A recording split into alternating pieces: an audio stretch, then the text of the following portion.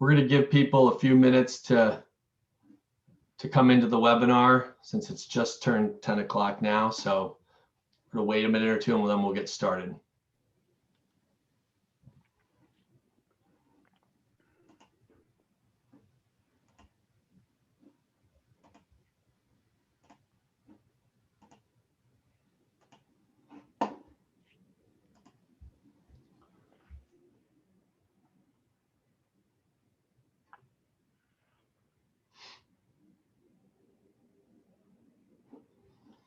Welcome everyone. Again, we're just waiting another 30 seconds to a minute to let everyone filter in, and then we'll get started with Brackton here.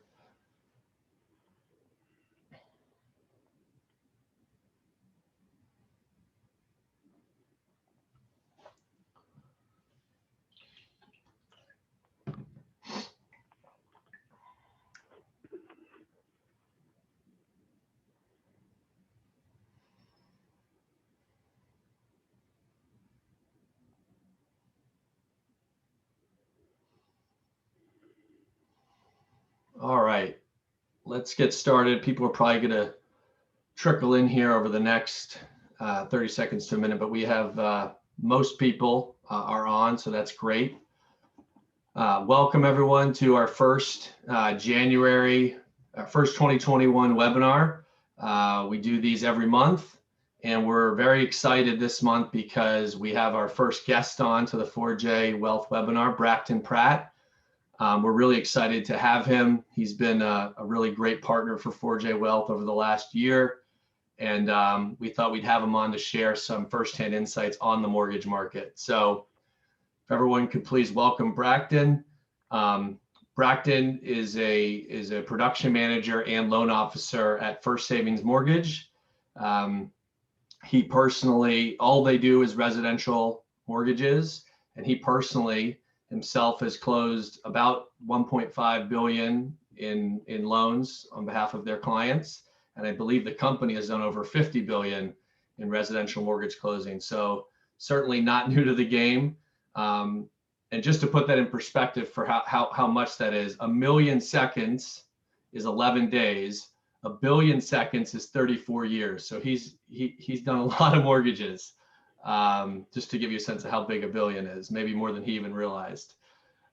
So anyway, the company was actually started, it's a family business, started back in the late 80s by Brackton's dad.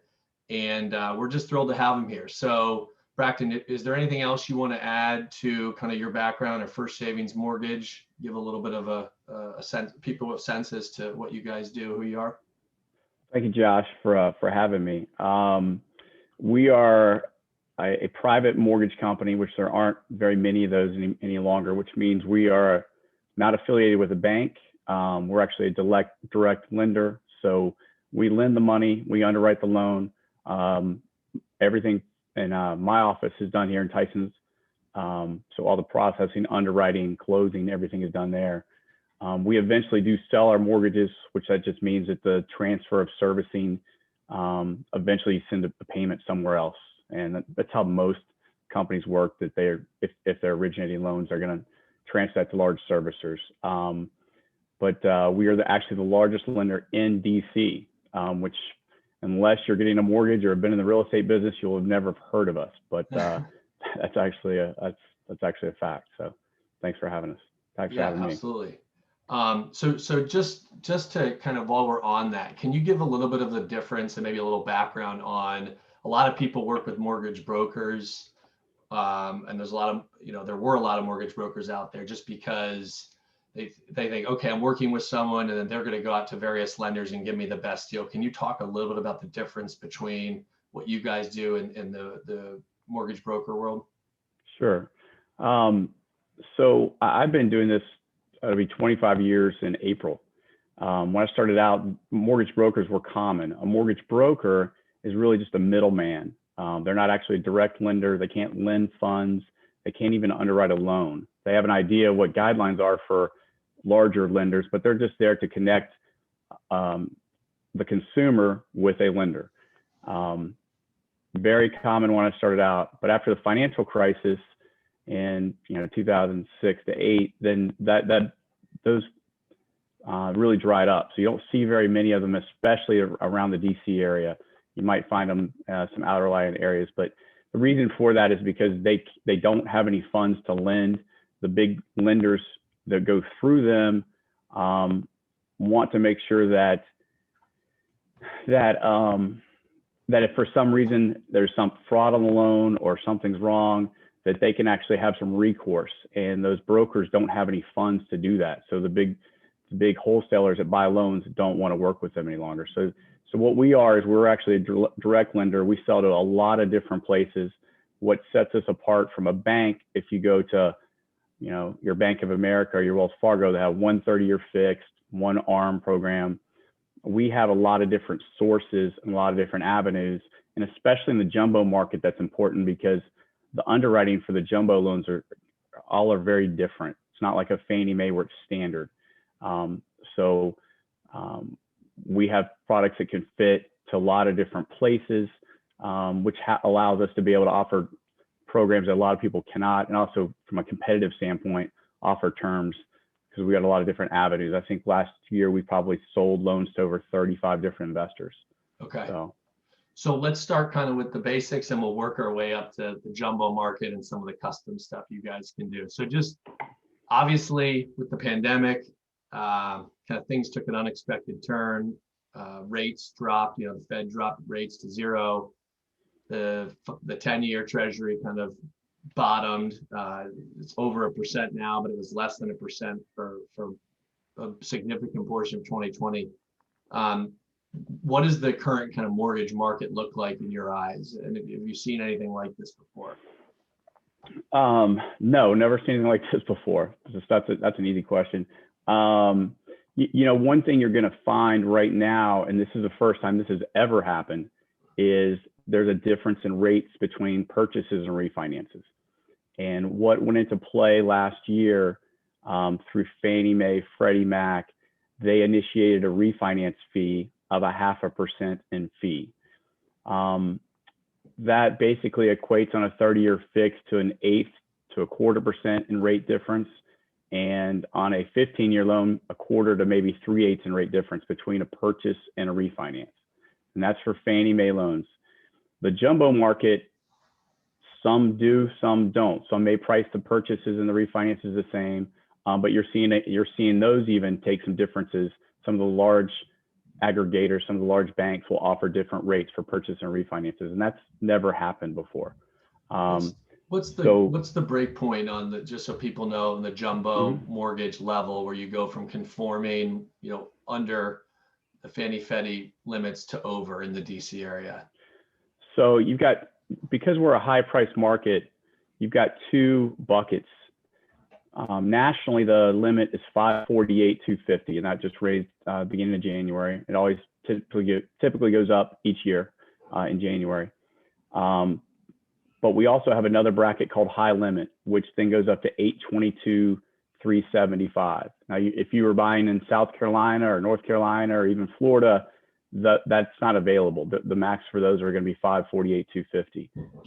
Typically, there's a little difference in rate between that bucket from 548 to 822.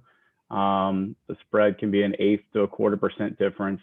Underwriting can be a little bit different, but those are still Fannie Mae loans as well. So the advantage to that is in our area, you can still, once you get above that 548, you can still do things with less than 20% down. And typically in your jumbo market, you need 20% for most programs. So that's an advantage in our area, that you can get into now close to $1 million with, not putting 20% down. Very helpful. Thank you. And just so we have an idea of ballpark numbers, if we're talking the conforming market, what is a typical 30-year mortgage? I know that's hard to say, but assuming good credit, 20% down, what is it for purchases now? You're probably looking at like 2.5% is probably on average for a purchase on a 30-year fix, and a 15-year down is all the way down to like 2 1/8. Wow. Possibly. Yeah. So for the purchase, that's very attractive, right? And then a refinance, like I said earlier, that's where some sometimes a little confusing because people see rates on TV like, hey, they're flashing up in this. Why is this refinance higher? So, you know, that 2.5% could jump to, you know, 2 3/4 on a 30-year fixed refinance. So there's a definitely a difference there. And in that market, the conforming market, I don't remember the two thresholds you mentioned, but in that conforming market, is that pretty much going to move with what the 10-year does? Or I know that's what kind of the common adage is. Is that fair to say on the conforming side? Historically, that had always been the case, but a little over a year ago, even before COVID hit, when rates started going, the 10-year started dropping significantly, mortgages didn't follow, not as closely as they used to. So there was for the first time, there was started to be a gap and a disconnect, and there still is. Really, if you look at where the 10-year is versus where conforming rates, and those are driven by mortgage-backed securities, really mortgage rates, conforming rates should be lower, but they've sort of hit a bottom, and they have slowly gone down lower, but technically, if you look, they should be lower than they are. Okay, even at 2.5%, people want more, Yeah. or they want a lower rate. So tell us a little bit about, you know, obviously you guys are a private lender, so it's a little different than going through a big bank or a mortgage broker, as you mentioned. Can you talk to us about the turnaround time? Someone comes to you, fill an application, you know, give us kind of the stages of going through the loan process to loan closing, and you know, what's the average closing time you guys can do? What's the fastest you've done to give people a sense as to your flexibility and nimbleness? Well, that's one of the big things, Josh, that sets us apart from the big banks. We can close, especially conforming loans, purchases in 2 weeks, or would like to close them in less time than that. But from a federal compliance standpoint of disclosures and such, you can't really do faster than 11 days. But we can close as quickly as 2 weeks if needed on those. The jumbo loans we close within 30 days on purchases. Even our refinances, we close within 30 days. Whereas you compare that to a bank right now, you know, most of the large banks, I'm hearing the feedback is maybe they can get them done in 90 days. But what really sets us apart from the purchase side is us being able to close that quickly. It helps in a competing contract situation. If a seller has, 2 or 3 offers and somebody can close in 2 weeks, or even inside 30 days versus someone who can't close for 45 or 60, a lot of times they're going to take even the lower offer, knowing that they got a bird in the hand, they can close quicker. Right. We get the appraisals turn around faster. So the speed is what really helps us out compared to the big players in the market. That's really interesting. Which in turn helps you out as a consumer. Right, exactly. We do have some questions coming in. We're going to save the last 10, 15 minutes or so for questions. So thank you. If you want to ask a question, just go to the Q&A box at the bottom of your screen, type it in, we'll get it. And we'll definitely give those to Brackton at the end so he can comment. So obviously there's the adage of that you hear that people are told in personal finance, even as financial professionals, we're taught, you want to put 20% down. So that's kind of an old adage, 20% down. Obviously in your world, it can vary, I would imagine, from that 20% down kind of benchmark. So what are your thoughts on, is that generally a good rule of thumb? Does it depend on whether you're buying a single family versus a condo versus something else, maybe a second home? Can you talk a little bit about that? Sure. So let's assume in this area we're looking at prices below $1 million, right? No, you don't have to put 20% down. The biggest mistake I've seen over the years is people taking all of their money, all of their savings, and putting 20% down.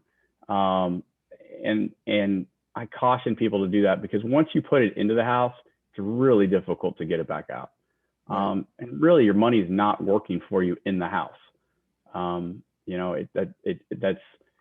It's not saving you there. Mortgage insurance, which when I started out was considerably more expensive than it is now, and but the premiums on those have dropped significantly. And there's a lot of options too, where you don't have to pay it monthly. You could pay an upfront fee, and those have dropped. You can even finance that in cases. So, you know, you can get into, for example, you could put, you know, 10% down, finance your mortgage insurance, and you're still at a 2.5% rate, and you never will see monthly mortgage insurance ever again. So there's a lot of avenues around that. But the biggest mistake I see is people taking all of their savings and dumping it in, because when you get into a house, there's ultimately more costs than you were expecting. There's something down the road that's going to happen that you weren't anticipating. So draining your accounts, you know, I think that's a huge mistake. And I'm actually working with a young couple now purchasing their first home, and they came in thinking 10% down, and they were taking all of their money and a gift to get 10% down from their parents. And I showed them the numbers. Hey, look at 5%. Rates are so low on this $500,000 house. I think the difference in payment was like $100. Yet they get to keep, you know, $25,000 in savings. Right. So they ratified that way. That's the way they're moving forward, and they now have a cushion where before that wasn't going to be the case. They were going to have, you know, maybe 2 months reserves, which is not a great idea, especially in this market. Right. Yeah. Certainly cuts both ways on having a little more equity, a little more buffer in your house, and the kind of the consequences of that. So you mentioned mortgage insurance, also known as PMI, right? Correct. So tell us a little bit about that, and then you said something that financing the mortgage insurance. Did I hear that correctly? Correct. Yeah. So mortgage insurance itself is, like I said, the premiums have dropped significantly over the years, and it's a tax write-off. Though I'm not a tax advisor, if you're depending on if you're married or not, but your income level is like 110 or below. So some first-time home buyers could write it off anyway. But the key thing is that it's not as expensive as people think, and they've heard about it probably from their parents or from a realtor who saw a premium 15 years ago. But when you show someone, especially if they have excellent credit, because it's all risk-based pricing now. Okay. When I started out, it was just a grid, but now they factor into your credit scores, if there's two borrowers, where the property is located, your debt to income ratio. So there's a lot of things that go into it. So the better your borrower profile, the lower those terms are. And it's usually pretty surprising for most people, especially if they have excellent credit, to realize it's not as expensive as they thought. They're better off keeping some money in savings and paying that fee. Go ahead. Sorry.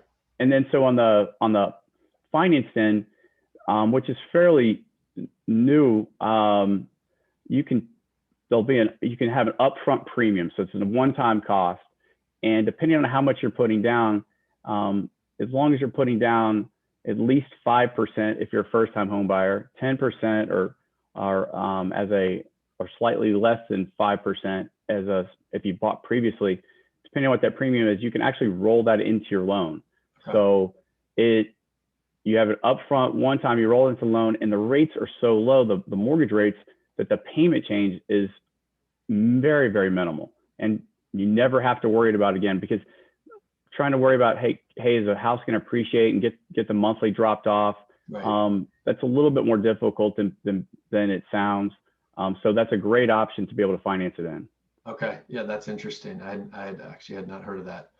And just so people do know, mortgage insurance is where it's protecting, you're basically paying insurance, or if you default, that the lender is protected, correct? Correct. It does not protect the borrower themselves. So I understand why people prefer not to have it. Right. But in some cases, it really is pretty advantageous to keep money in your pocket. Right. So from a lending perspective, what would you say are the most important things someone can do, knowing they're going to be buying a home in the next, 3 months, 6 months, a year?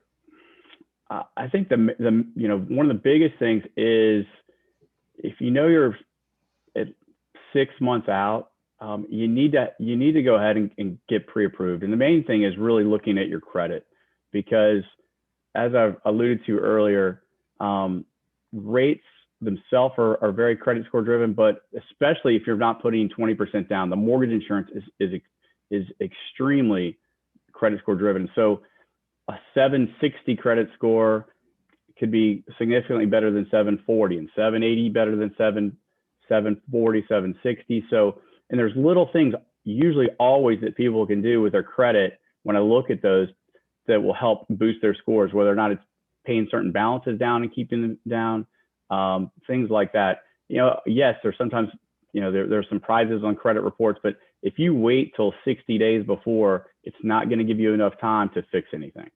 That's so really the earlier you can look at those, it gives you time to actually, you know, make some changes to put you in a better something position. as simple as paying down some debts that you had standing to create kind of a lower debt to utilization ratio or something like that.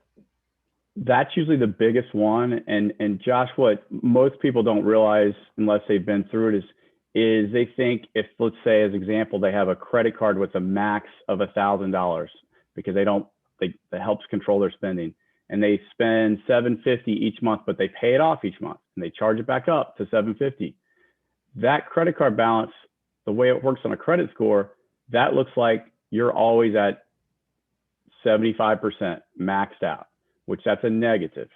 The credit scoring system does not realize that you've paid that off. They report the balance once a month to the credit bureaus, typically the day before your statement's released or the day your statement's out. So one of the things I always advise people, especially if they know they're looking to make a purchase at some point, is at least 30 days before they're going to have their credit pulled, make sure at all times during that month that they keep their credit card balances below 25% of the high credit limit. So if they happen to buy something, immediately pay it down.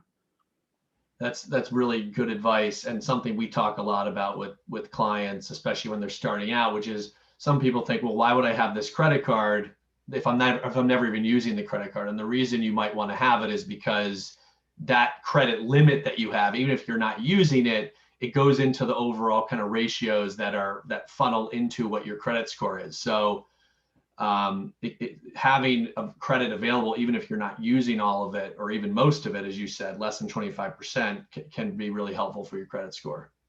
Absolutely, yes. You've got, it's a catch-22. Yeah. You've got to use your credit for people to show that you actually have good credit to get a good credit score. So you've got to use it some, you know, put gas on it, pay it off each month, but use it a little bit. Don't just have it open and not use it whatsoever. You don't have to carry not saying carry the balance forward, use it, pay it off. Right. So just to clarify what Brackton's saying there is having a credit card balance and paying high interest is not going to help your credit, but using it and then paying it off each month will, as long as you want to ideally have those ratios. So let's say your credit card limit was $10,000 per month. If you spent $2,500 or less and paid that off each month, that's kind of the ideal from a credit score standpoint. Is that accurate? Correct. Yep. Correct, Okay. Josh. So we kind of just talked about this, but if you were to combine credit score and a couple other things, what would you say is the biggest driver of getting the lowest mortgage rate? Obviously, credit score is going to be right top of the list.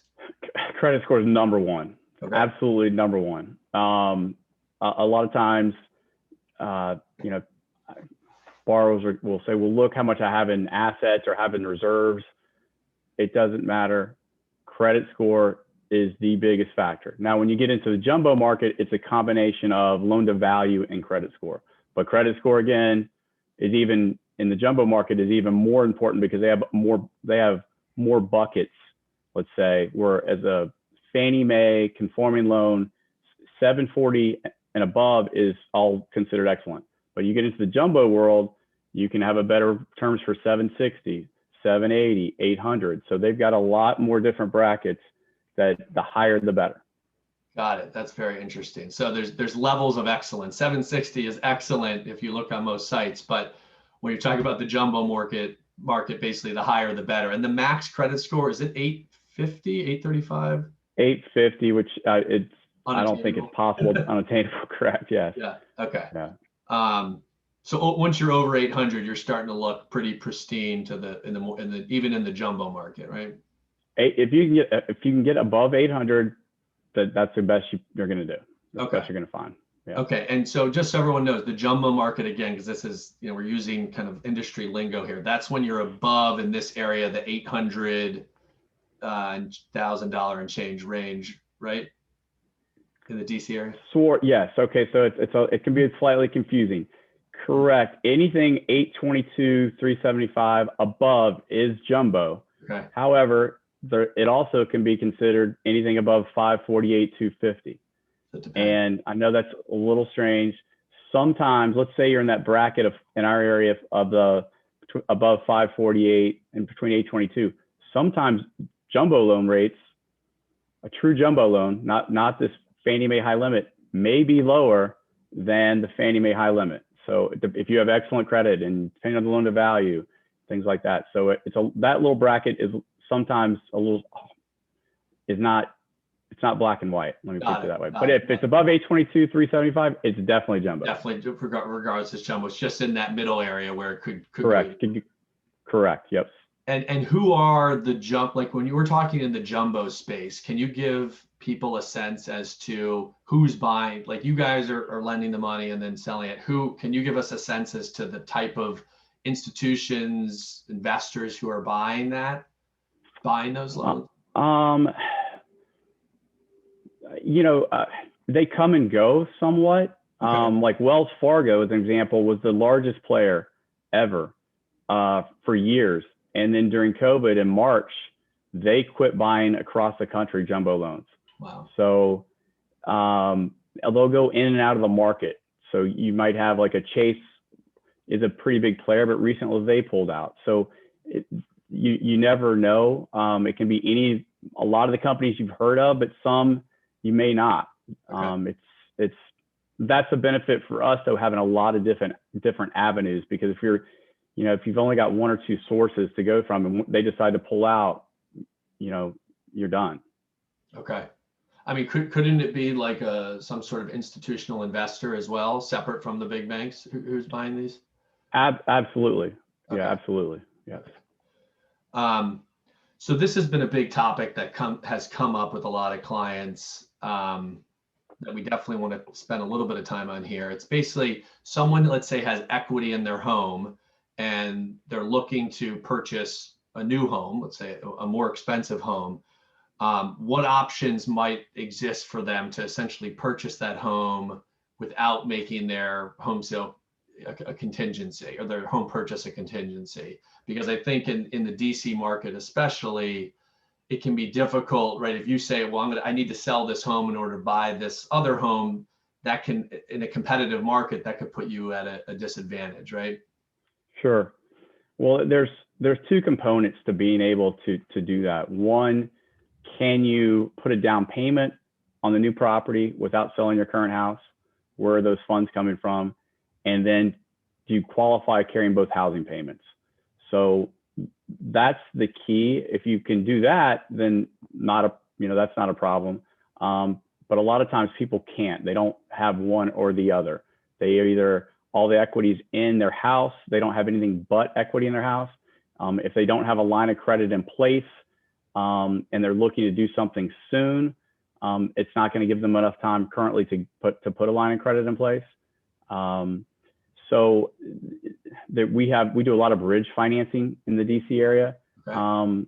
Because exactly what you're talking about, Josh, people are scared of like, hey, I don't want to put my house up for sale. It sells right away. I don't want to move twice. Don't, have a family. So if we find something, what we'll do is we have temporary financing to give someone that they'll buy the property. And then when they sell their current house, then we turn around and refinance that, pay down the loan to whatever terms whatever amount they were expecting from the equity proceeds from their house. But we do a lot of that because of how competitive this market is. So okay, that makes a lot of sense. Yeah. So that you mentioned something that's interesting, which is if they already have a home equity line of credit, they can use that as the down payment, potentially if the numbers work for the new home. But if they don't have the line of credit when they start the process, the lender's not going to say, oh, here's the line of credit to do this, right? Correct. One, there's the lines of credit are more difficult to find now since COVID started. A lot of the banks and credit unions that offered those have really pulled back. And they've lowered their, if they do them, a lot of them have lowered what the maximum they'll lend on. And then also if they know that you're using that to buy another property, they're not going to give you a loan. Got it. So it's one of those things you probably, if you're going to do that, you need to plan well in advance and ahead on that one. And what would the timeline be for that? Like more than 6 months? I think so. I mean, I think it's a probably pretty good number right now because there's so few banks and credit unions that are actually doing the lines of credit at the current time that they're inundated. Most of them are taking 90 days to turn those around. So, you know, and again, if they happen to find out that you're using that, your thought process is, I'm going to try and buy another house, you know, they're not going to, most likely they're not going to move forward on that. Got it. Yeah. So the sooner you can do it, the better, basically. Correct. Yes. Okay. In terms of what makes an offer most attractive, just this is kind of a qualitative question based on your experience. To the person selling the house, what is it that makes the offer generally the most attractive? Is it the speed of closing? Is it all cash? So, you know, no finance contingency, no home sale contingency. Is there one that stands out to you?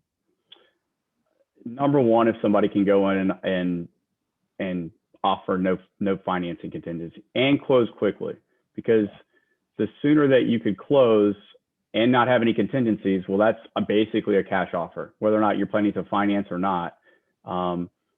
The seller, if they know that they can close within 30 days or faster, let's say 15 days. A lot of times when we're doing the bridge loans, we tell people, hey, make it a 15-day close. We don't need an appraisal. You're basically a cash offer. This helps you compete with a cash offer, and it's gonna blow away anybody else that's doing financing. So speed and no contingencies in a true competitive situation. Okay.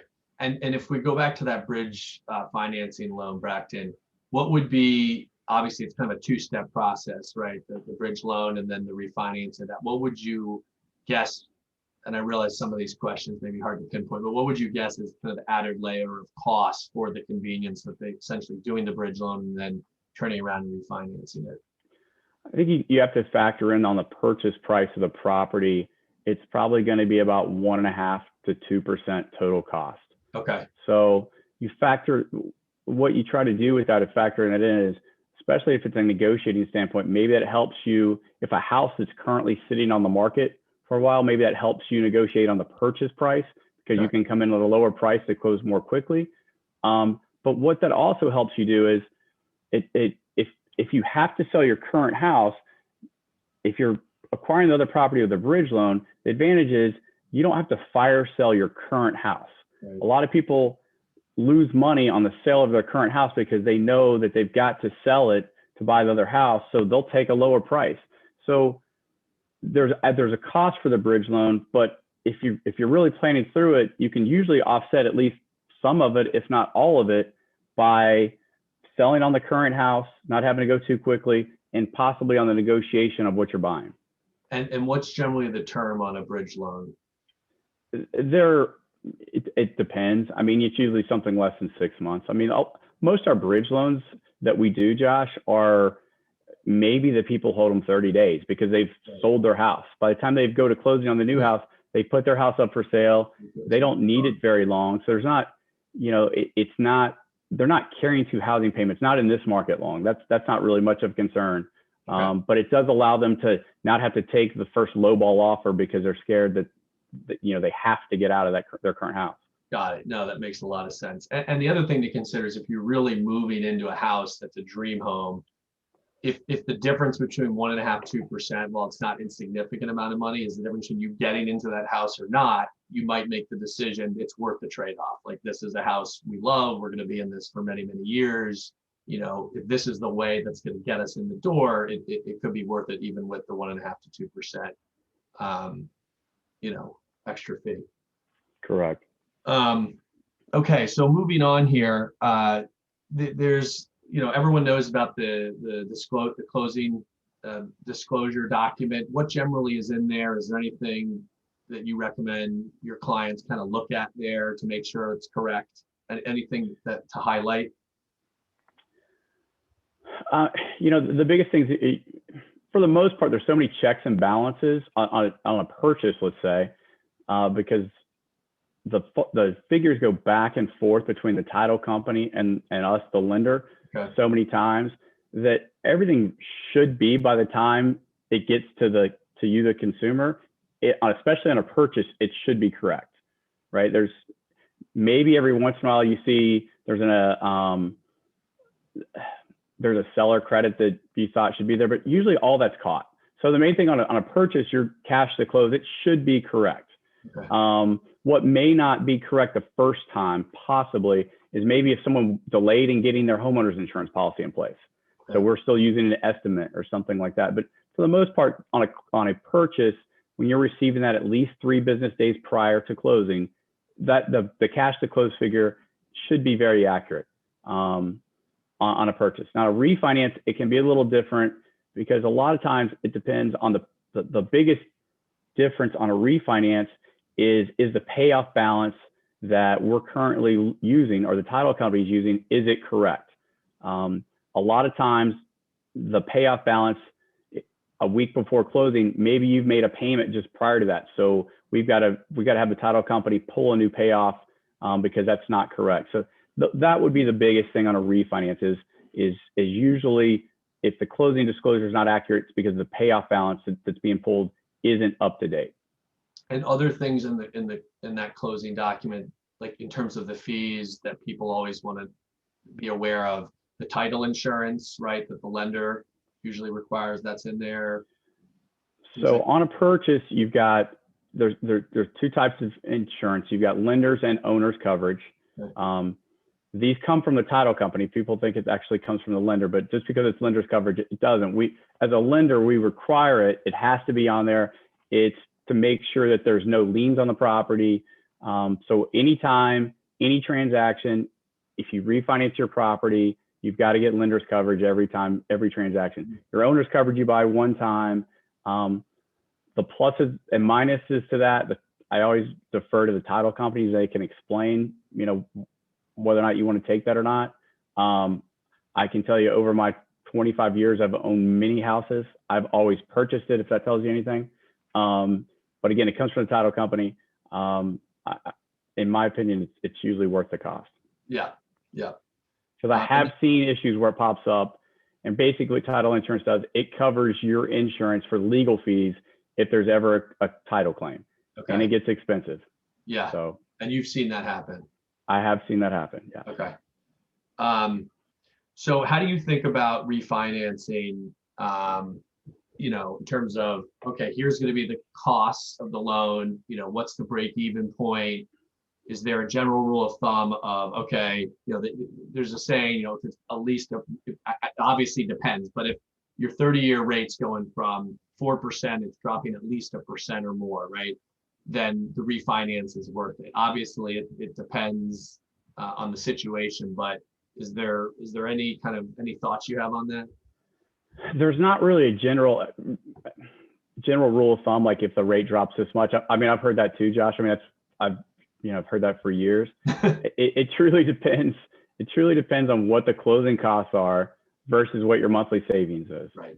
And that's how you're going to figure out your break-even point on generally. Let's say you're comparing apples to apples, a 30-year fixed to a 30-year fixed, and then you figure out what's that break-even point, and are you going to be in the property that long? Right. And at least for that time period? Are you going to keep that loan for that time period?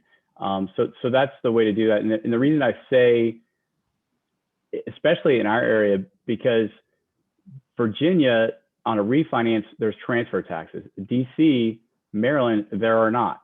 So the rates don't have to drop as much in Maryland and DC because your closing costs are lower. So, that's a huge factor into it. Yeah, no, that's a great point. So this is kind of a fun one, and then we'll get to the questions. Can you talk about some examples of home loans where you've helped people in non-traditional ways, like kids or grandkids, buying a property from an estate or doing some sort of construction loan, or even something where, let's say someone wants to move into a house, so they need a loan to buy the house, but they also want to do rehab. before they move in? Like how does that work from a lender's perspective? Is that looked at as two separate things all in one? I know I gave you a bundle of questions there, so however you want to parse that out, feel free. All right, so I'll go with probably the quickest, easiest one. Let's say that grandparents want to sell their house to the grandkids, and the house itself is worth 700,000, and they owe 200, and they only really want their 200,000 paid off. Okay. Right.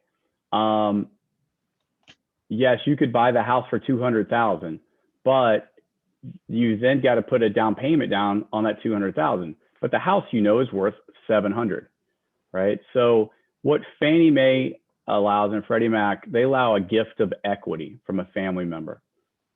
So in that same instance, what you would do is instead of selling it for 200, you sell it, let's say, for 300 to make the numbers even, and they're given a gift of equity of 100,000.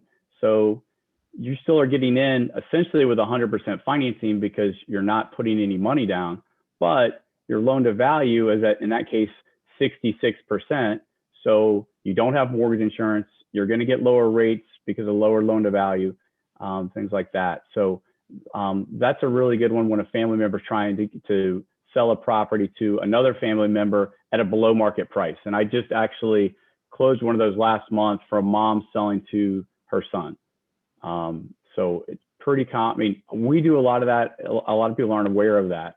But whenever I see someone's buying from another family member, the first question I ask is, hey, what's the value of the property? And there's a different way of structuring this. So okay. that would be that one. Now the more complicated question on buying the property and it being a fixer upper, and how do you finance that? And the answer is it really depends. It depends on the sales price of the property, how much you're putting into it, and how much it's going to change the value of the property. If it's fairly minimal, and let's just say we're using 500,000 as an example of a sales price. I know that's probably a little lower than it would, but just for simple math.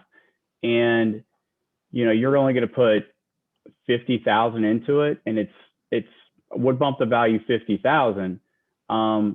You're better off putting less money down and finance and funding as much of that as you can, because if you're trying to finance that into the loan, you're doing some type of construction loan, and those are good, but there's costs involved.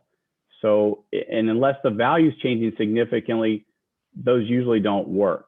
So if it's somewhat minimal what you're doing to the property, financing it is going to be difficult. Typically, the one where the financing makes sense is if it's a pretty massive project.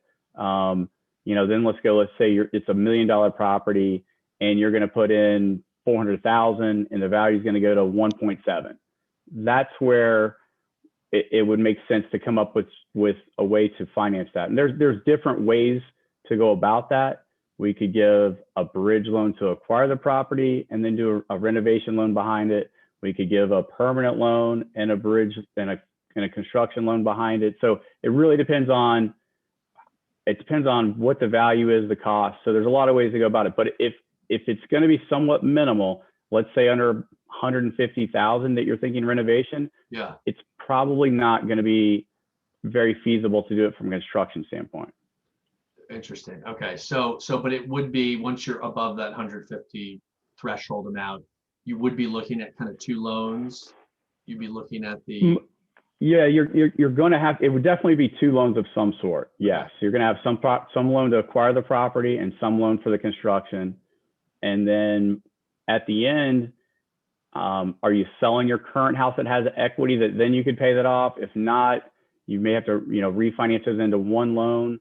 Depending on what the new value is. So those are tricky, and it's really tough to give black and white answers on because every situation is different. We do a lot of that lending, especially Arlington, Bethesda area, where people are going in and making, big renovations. Okay. It's a little more difficult financing to find because you don't find many lenders that do it, right. But something we specialize in. Okay. That's great to know. Anything else before we get to, the audience's questions that we may have missed that you wanted to touch on or mention? No, I think we hit all the key points. Okay, great. So, all right, so give me a sec here. So first question is, okay, so we kind of talked about that. What is the break-even point for recouping the cost of refinancing versus paying off my mortgage early? My plan is to pay off the mortgage early by making principal-only payments in addition to principal and interest payment. My goal is to pay off the remaining $240K over the next 3 years. it's a simple answer. Do not refinance. Okay, Yeah. If you're going to pay it off that quickly, it's not going to be worth it. not worth it. Okay. Do you do business in Florida? Yes, right? Yes, we do. So I'm licensed there, do a good bit of lending in Florida, Okay. especially for second homes. And that now one thing in Florida, and I mentioned at the beginning, the maximum Fannie Mae loan is 548,250. So if you're buying in Florida, right, you're putting 20% down, in places where here you could put less than 20% down. So that's a big difference there. Okay. And you got to plan for that. And then the follow-on question there is, can you speak to VA loans at all? Yes, I mean, we do. Yeah, we do a lot of VA lending, especially in this area. I mean, if you're VA eligible, that's the best product going. The qualifying is very easy. The terms are always typically lower than regular financing. Your only downside to VA financing is in this market, in a competitive situation, it may be difficult if you're in a competing contract situation. If a seller is probably going to take conventional financing with 20% down versus a VA loan, that's your only downside on that one. Okay. And the reason being, Josh, is because VA has a lot of protections for the veteran. And one of the biggest protectors of that is the appraisal. So on a VA, you cannot waive the appraisal contingency. I see. There's no way to do that. So if the appraisal comes in $1 low, the contract can be voided. So agents are usually advising their clients in a competing contract situation, hey, look, if this comes in low, they can cancel right away. So that's the only downside to VA in a competitive market like this. And that's because the VA is guaranteeing that loan or some federal agency? Well, I mean, really the main reason they do that is it's to protect the veteran. They want to make sure that they're buying, and if a house doesn't appraise, that they can get out of the contract. They're completely protected. So that's why the VA addendum in the contract is set up that way. Okay.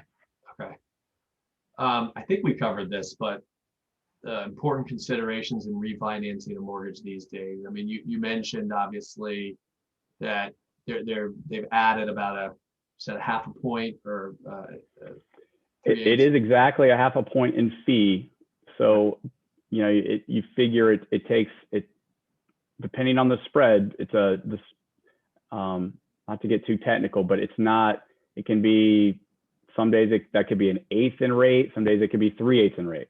Okay, so it just sort of depends. It's upfront. It's a half a point in the closing.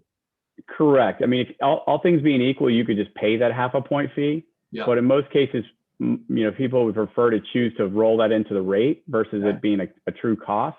Okay. They'd rather absorb it interest rate wise. So that's why I try to equate it more to an interest rate versus that fee. Makes sense. And that's Fannie and Freddie are requiring that, right? That's something.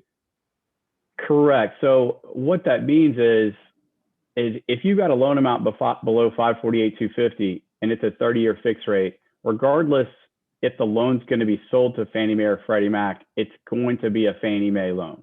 Doesn't matter who's originating it, as long as it meets the guidelines, because those are the lowest rates out there. And the reason being is because it's a liquid loan. It can always be sold to Fannie Mae. Got it. Yeah. Okay.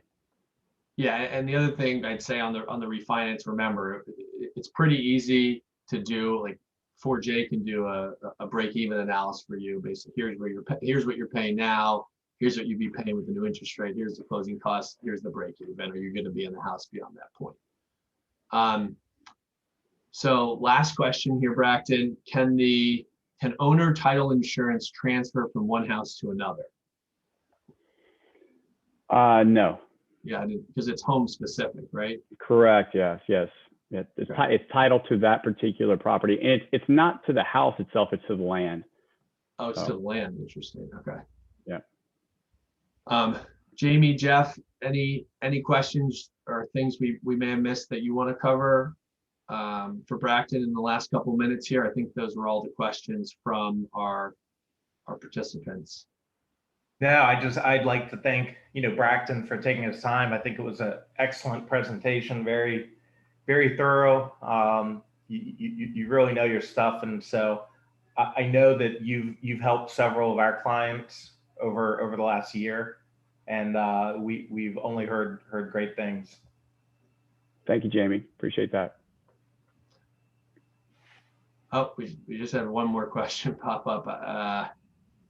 I don't even think you guys do it, but reverse mortgages. We don't. It's a specialty.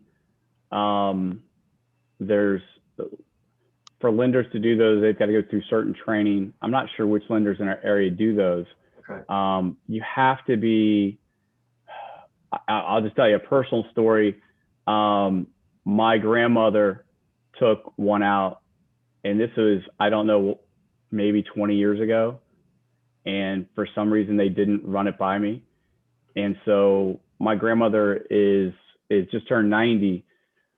They had a house that was free and clear, and they took out a loan. When you netted out the fees and everything, I think maybe, now my family's from Tennessee, so these are smaller priced houses, but I think the loan might have been for, let's say, 50,000, and she only netted maybe 35 with the fees, but the house at the time was worth 95,000. That house now no longer has any equity whatsoever. So my mom and my aunt, that house is worthless at this point. And they didn't know what they were signing. So I advise anyone that's taking one of those out just to be very, very careful. Look at what the fees are. Look at how that works. Look at the long term, because a small loan for a small amount of money, my grandparents would have been much better off taking out a line of credit or just a little, a fixed rate loan, pulling the money out. That $60,000 loan, or that they only netted 35 on, now that house of 100,000 has no equity. So be careful on those. Yeah, no, it's definitely a specialty product, and certainly something you should only consider as a last resort. And even then, as Brackton mentioned, maybe not even then, maybe there's another option.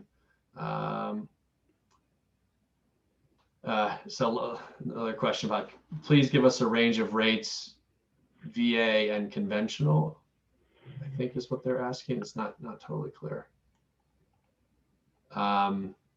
In other words, maybe they're asking how much less is a VA loan, all else equal, to a conventional mortgage. Right now there's not a huge difference just because rates are so low. Where you would find possibly a large difference is on a jumbo VA loan. So you could buy a $1.5 million house and finance 100% of the financing on that with a VA loan. So you could do jumbo VAs? I didn't know that. Yeah. So this changed fairly recently, maybe a year and a half ago. It used to be that you could do 100% financing with VA up to whatever the county max Fannie Mae loan limit was.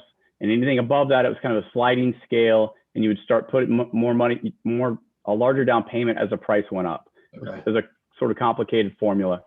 But VA did away with that and now allows for 100% financing. So I've done several of those. I did actually 3 last year of people buying in Arlington above $1 million and putting no money down. Wow. Now that program, the reason that's a huge advantage, the rates were lower and there's no mortgage insurance. Right. So if you're if that happens to be your VA eligible and you're looking for a jumbo loan, that program is going to blow away a typical jumbo mortgage.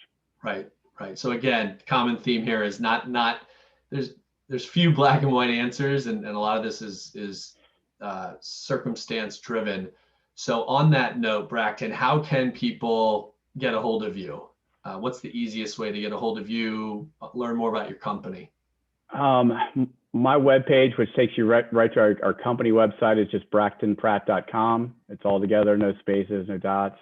Feel free to call my cell phone anytime, which is 703-628-9871, or text.